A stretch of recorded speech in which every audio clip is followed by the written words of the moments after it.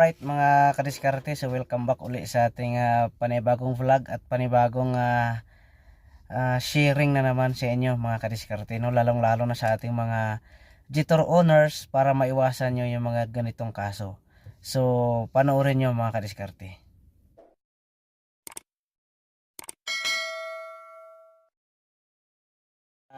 Malaman nyo din at sa lalo na sa mga Jitor technician na hindi pa alam yung ganitong kaso, pagka yung speed sensor mga kadiskarte sa harap, kaliwa kanan man yan, minsan kasi natatanggal siya doon sa kanyang lock, so natatamaan ng gulong, so nadadamage siya, napuputol.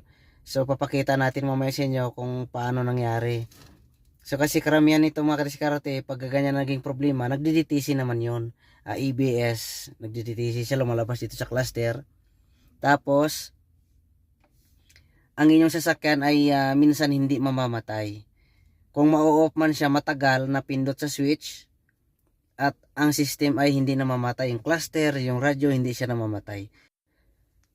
So yan mga kadiskarte, pagka yun ay nangyari dyan, iilaw yung kanyang traction light, may ABS umiilaw, tsaka ganyan, yung parang triangle na yan, yan.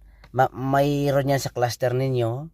So hindi naman sa lahat na pagkakataon na may ganyan ay doon na kagad ng problema. So pag may ABS, traction light on at ganyang sign, so ibig sabihin yan mga kadiskarte, baka may problema yung ating speed sensor doon, kasi ganyan ang madalas na nangyayari dito sa may X90, X70, X70 Plus.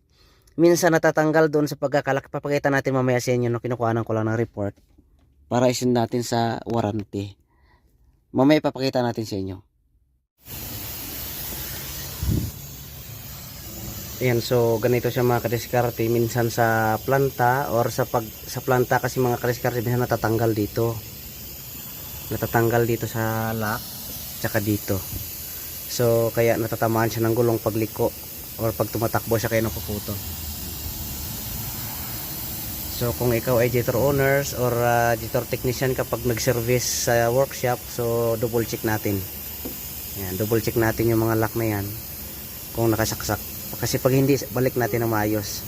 So kung ikaw naman ay Jitor owner, so i-check mo rin ito.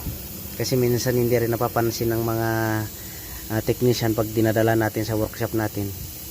So kaya ganyan ang gagawin natin. So kabilaan yan pwedeng mangyari. So minsan kasi natatanggal siya sa pagkakalaki dito. Kaya kung gusto mo talaga makasigurado, pwede mo namang talian ng tie strap or diskartehan mo kung paano maging matibay. So ibalik mo naman, wala namang problema, hindi naman siya natatanggal uli. Siguro malamang yan doon sa China pa lang ay minsan hindi talaga nakalagay sa may lagayan. Kaya pag tumatakbo sa sasakyan, natatamaan ng gulong, o pagliko natatamaan ng gulong, kaya napuputol siya. So yun mga kadiskarte.